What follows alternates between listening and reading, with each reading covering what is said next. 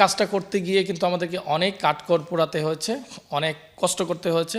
So আশা করছি আমরা আগামী 24 তারিখে এটা বের করব। উনি তৃণমূল নিয়ে ভাবতেন। বাংলাদেশের ক্রিকেট আজকে দেখেন জেলা উপজেলা পর্যায়ে কিন্তু তেমনভাবে ছড়িয়ে এখন পর্যন্ত যায় নাই। যে আরাফাত রহমান কোকো 2004 থেকে 5 পর্যন্ত করেছিলেন। সাকিব, তামিম, মুশফিক, রিয়াদ, শাহরিয়ার নাফিস, ওদের পর কিন্তু আর পাইপলাইনে কোয়ালিটি প্লেয়ার আসছে না। জনাব আরাফাত রহমান কোকো বাংলাদেশ ক্রিকেট বোর্ডের অ্যাডভাইজার কমিটির সদস্য ছিলেন, ডেভেলপমেন্ট কমিটির চেয়ারম্যান ছিলেন। আমরা খুব কাছ থেকে তাকে দেখেছি।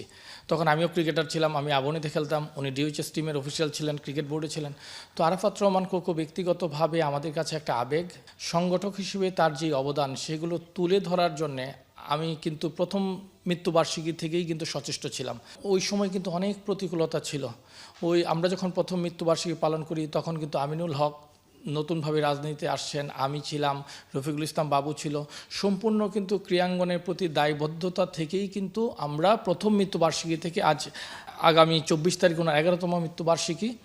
সো আমরা কাজ করে আসছি, অনেক প্রতিকূলতা ছিল। তো এইবার যখন আমরা সব প্রতিকূলতাকে অতিক্রম করে আমরা চেয়েছি যে আমিনুল হকের কিন্তু এখানে গভীর সম্পৃক্ততা রয়েছে, তারই মূলত নির্দেশনায় আমাকে দিয়েছেন যেন জনাব আরাফাত রহমান কোকো ভাইকে আমরা কিভাবে আরও বড় আকারে স্মরণ করতে পারি, আরও গভীরভাবে আমরা স্মরণ করতে পারি এবং তার অবদানকে তুলে ধরতে পারি। সো সেই অনুযায়ী কিন্তু আমরা চিন্তা করেছি যে আমরা স্মারক গ্রন্থ বের করব, যেখানে আমাদের সাবেক ক্রিকেটার যারা কোকো ভাইকে খুব কাছ থেকে দেখেছেন, ন্যাশনাল ফার্স্ট ক্লাস ক্রিকেটার, আপনার সংগঠক যারা আছেন, ক্রিকেট সংগঠক স্বনামধন্যরা, তারা সাংবাদিকবৃন্দ যারা আছেন তারা কোকো ভাইকে কাছ থেকে দেখেছেন, সকলকে নিয়েই কিন্তু আমরা একটি স্মারক গ্রন্থ আমরা বের করছি। ইতিমধ্যে এটা প্রেসে দেওয়া হয়েছে, আজকে সন্ধ্যার মধ্যে এটা চলে আসবে। সো এই কাজটা করতে গিয়ে কিন্তু আমাদেরকে অনেক কাঠখড় পোড়াতে হয়েছে, অনেক কষ্ট করতে হয়েছে।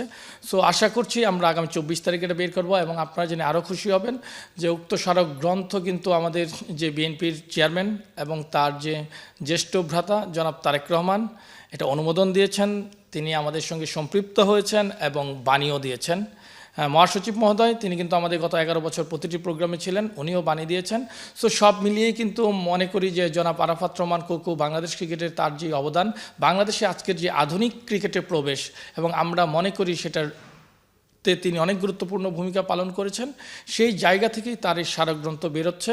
সত্যিকার অর্থে কি আমরা কিন্তু দ্বিতীয় মৃত্যুবার্ষিকীর সময়ে কিন্তু আমরা যখন প্রথম মৃত্যুবার্ষিকীর অনুষ্ঠানটা পালন করি তখন আমিনুল সাহেব ছিলেন, বাবু ভাই ছিলেন, আমি ছিলাম। তখন কিন্তু আমাদের ম্যাডাম খালেদা জিয়া উনি ব্যক্তিগতভাবে আমাদেরকে ডেকেছেন এবং প্রথম মৃত্যুবার্ষিকী থেকে শুরু আমরা কিন্তু তার নির্দেশনায় পরবর্তী মৃত্যুবার্ষিকীগুলোও কিন্তু করেছি। তো দ্বিতীয় মৃত্যুবার্ষিকীতেও কিন্তু আমরা চেয়েছিলাম যে স্মারক গ্রন্থ বের করতে, কিন্তু সত্যিকার অর্থে যেটা সত্য বলি, অনেকেই লেখা দিতে কিন্তু ইচ্ছা প্রকাশ করেননি, যারা তাকে খুব কাছ থেকে দেখেছেন। যারা খুব কাছে ছিলেন তারাও অনেক দূরে চলে গিয়েছিলেন। আমরা মিলেই কিন্তু মূলত এটা আয়োজন করতাম। সো আমাদের জন্য ওই সময়টাতে কঠিন ছিল, বাট আমাদের খুবই ইচ্ছা ছিল যে স্মরণিকা খুব দ্রুত প্রকাশ করার।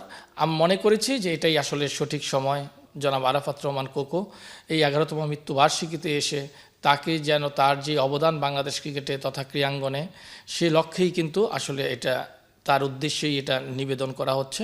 এবং আপনার স্মরণিকাটার নামও যাচ্ছে প্রচ্ছদ সহ সব কিছু ক্রিকেটের মহাপ্রাণ নামে।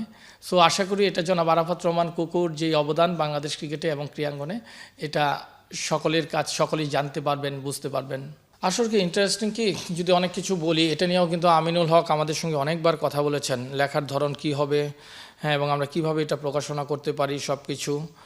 যে আসলে এখানে জনাব আরাফাত রহমান কোকো যেই ফটোগুলো ছিল যে ক্রিকেটে উনি কী পরিমাণ ভূমিকা রেখেছেন, সবচেয়ে আশ্চর্যজনক বিষয় হচ্ছে আপনি দেখবেন যে উনি তৃণমূল নিয়ে ভাবতেন। সত্যিকার অর্থে যে বাংলাদেশের ক্রিকেট আজকে দেখেন জেলা উপজেলা পর্যায়ে কিন্তু তেমনভাবে ছড়িয়ে এখন পর্যন্ত যায় নাই। যে আরাফাত রহমান কোকো 2004 থেকে 5 পর্যন্ত করেছিলেন, এই যে তৃণমূল থেকে ক্রিকেট তুলে ধরার প্রয়াস এবং কতটুকু পেরেছেন, আজকে এই স্কোয়াড থেকে কিন্তু সাকিব, তামিম, মুশফিক, রিয়াদ, শাহরিয়ার নাফিস, ওদের পর কিন্তু আর পাইপলাইনে কোয়ালিটি প্লেয়ার আসছে না।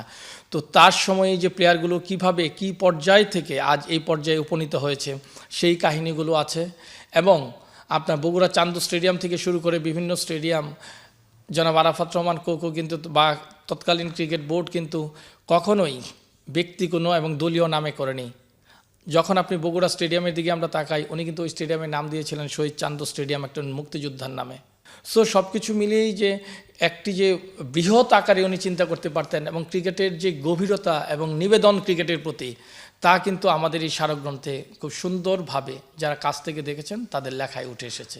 না, একেবারেই কিন্তু এটা লিমিটেড না। আমরা কিন্তু এখন পর্যন্ত প্রথম আপনার অধ্যায়ে আমরা প্রায় 1000 কপির মতো করছি। এটা আসলে আমাদের যারা আমরা বিভিন্ন sports federation, cricket board, football সহ বিভিন্ন স্পোর্টস ফেডারেশনে অনেকগুলো কপি যাবে, জেলা ক্রীড়া সংস্থাগুলোতে যাবে এবং উপজেলা পর্যায়ে যাবে, বিভিন্ন লাইব্রেরিগুলোতে আমরা পৌঁছানোর চেষ্টা করছি। সো আমরা চাই যে যেটা সঠিক ইতিহাস, সত্য ইতিহাস, এটা যেন তৃণমূল পর্যন্ত পৌঁছায়। আরাফাত রহমান কোকো যে তৃণমূলকে ভালোবাসতেন, তার এই সৃষ্টিকর্মও যেন তৃণমূল পর্যন্ত পৌঁছায়, সেই লক্ষ্যই আমাদের থাকবে।